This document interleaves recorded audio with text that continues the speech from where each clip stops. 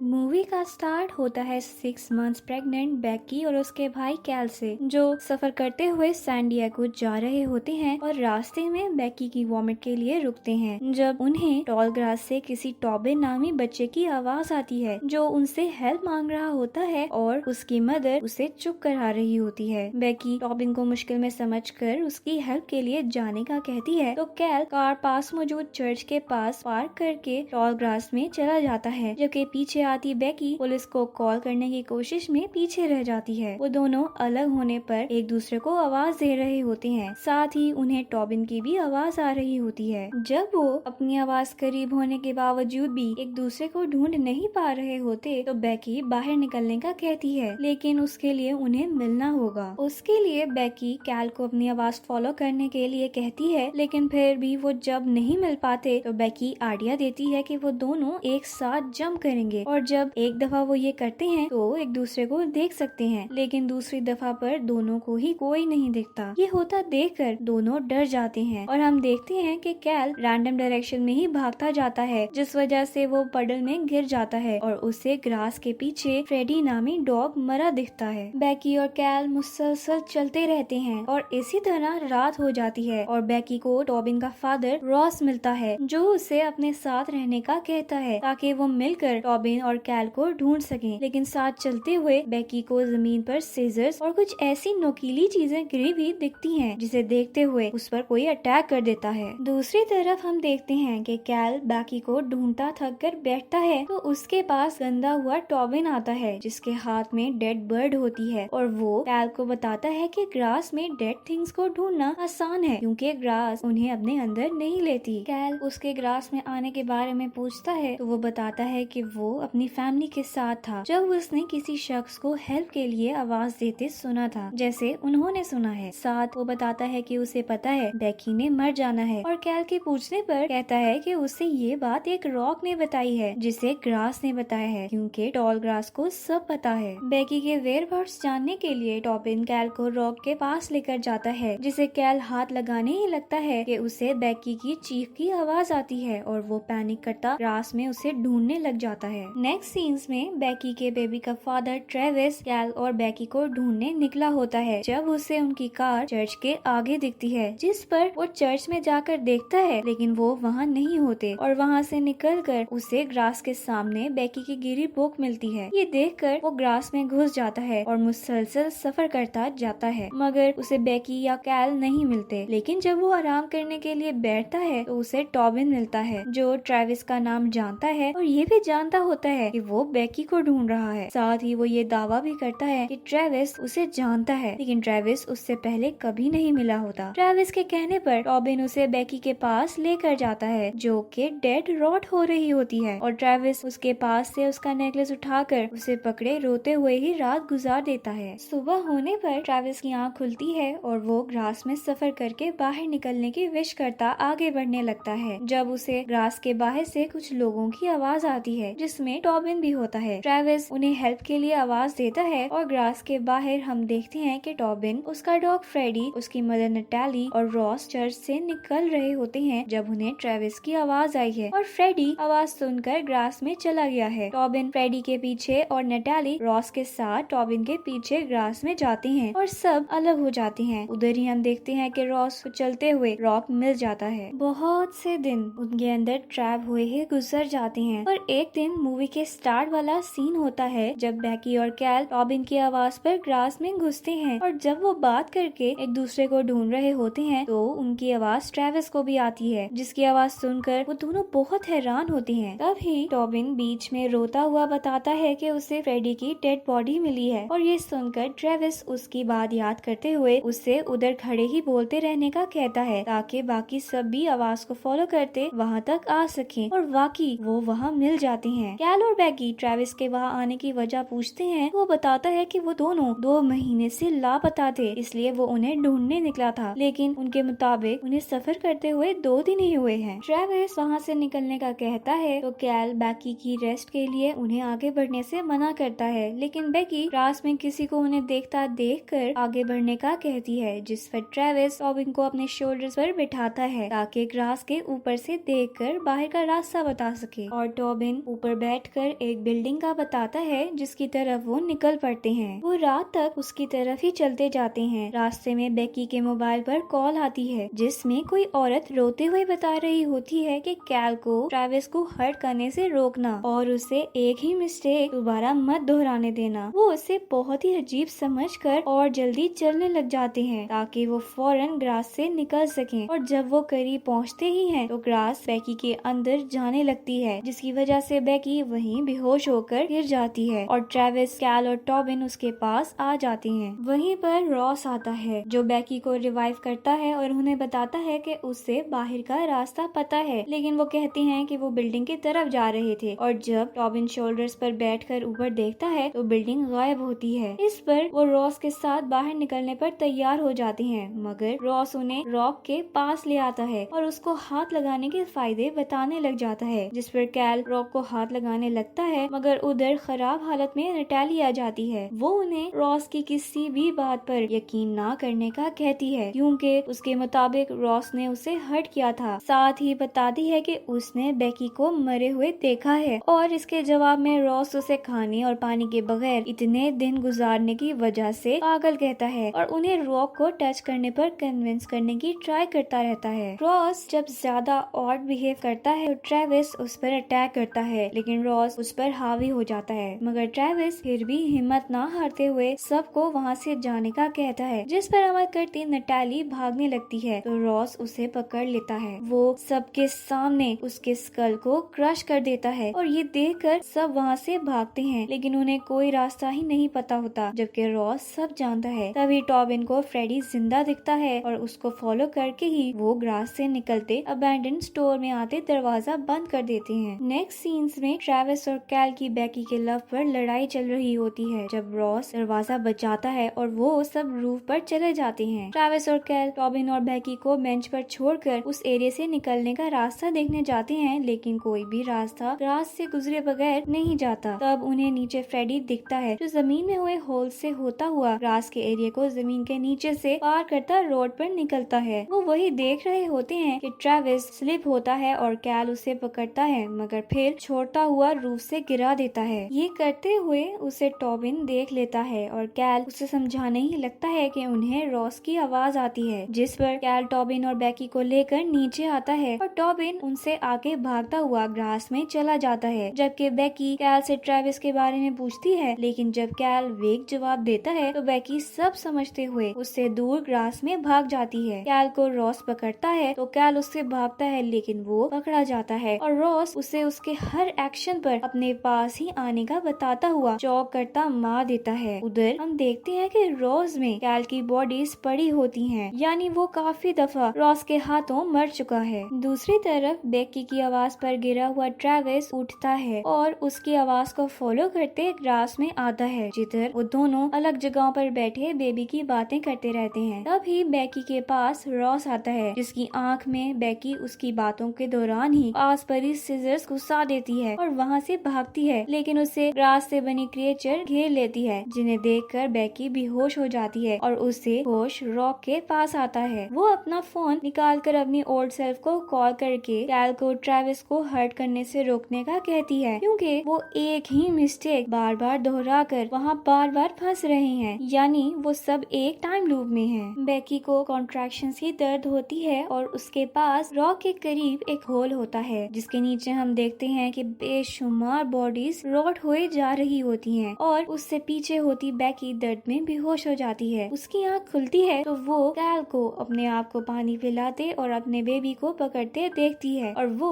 Baby को देखती मुस्कुराती सो जाती है। जब उसकी दोबारा आंख खुलती है तो कैल उसे कुछ खिला रहा होता है जो उसके मुताबिक ग्रास होती है, लेकिन असलन वो उसका बेबी उसे खिला रहा होता है और वो कैल नहीं बल्कि रॉस होता है। दूसरी तरफ हम देखते हैं कि ट्रेविस बेकी के गायब होने पर अभी तक उसे ही ढूंढ रहा है और ढूंढते हुए वो रॉक तक आता है जहाँ उसे बेकी मरी मिलती है। उधर ही टॉबिन आता है और ट्रेविस को रोज को सबको बार बार मारने का बताता है और जब ट्रेविस उसके पास तसल्ली देने आता है तो वो उसे रॉस के उन पर नजर रखने का बताता है, जिस पर ट्रेविस रॉस को आवाज देकर बुलाने लग जाता है। रॉस उधर आता है तो ट्रेविस और उसमें लड़ाई होती है, जिसमें रॉस हावी होते हुए ट्रेविस को बोन से स्टैब करता गिरा देता है। फिर वो टॉबिन की तरफ आता रॉक को हाथ लगाने पर मजबूर करने लग जाता है। जब बेकी उठकर अपने नेकलेस को मारकर उसकी दूसरी आंख भी खराब कर देती है और खुद हिम्मत ना होने पर गिर जाती है। ट्रेविस उठकर रॉस पर अटैक करता है और उस पे हावी आने पर उसे ग्रास से स्ट्रैंगल करता मार देता है। फिर वो बेकी को चेक करता है मगर वो मर चुकी होती है। ट्रेविस कुछ सोचकर रॉक की तरफ बढ़ता है और रॉबिन उसे रोकता है क्योंकि फिर वो कभी वहाँ से नहीं निकल सकेगा और शायद वो रॉस जैसा हो जाए। लेकिन ट्रेविस रॉक को हाथ लगा लेता है जिस पर उसे अजीब चीजें दिखने को मिलती है और उसकी बॉडी में ग्रास घुस जाती है। साथ ही उसे बाहर निकलने का रास्ता पता चल जाता है। वो डरे रॉबिन को पकड़ता है और उसे अपने साथ लिए भागता जाता है। एक जगह रुक कर उसे बेकी का नेकलेस दे के बताता है कि उससे बेकी और कैल को अंदर आने से रोकना है। ब्लिंक ऑफ एन आई में रॉबिन चर्च के अंदर एक रूम में होता है। जहाँ से निकलकर वो चर्च से बाहर आता है तो देखता है कि बेकी और कैल रात से टॉबिन की आवाज आने पर उधर जा रहे हैं, लेकिन टॉबिन उनके पास जाता उन्हें रोकता है। साथ ही वो बेकी का नेकलेस भी दिखाता है। वो उन्हें फौरन वहाँ से निकलने का कहता है और बेकी को भी ग्रास में कुछ सही नहीं लगता, जिस पर वो कार में बैठे वापस घर की तरफ मुड़ जाते हैं। जबकि उनके पीछे हम ट्रेविस को ग्रास में लेटे देखते हैं। मूवी की एंडिंग की बात की जाए तो ग्रास और चर्च एक तरह का सिंबल है जो इंसान को उसकी रिडेम्पशन यानी कि उसके इविल से मुक्त करने के लिए ऐसे टाइम लूप में ट्रैप करता है और रॉक अपनी पावर्स लोगों में ट्रांसफर करके उन्हें कंट्रोल करके ये काम करवाता है। साथ ही चर्च के सामने इतनी सारी कार से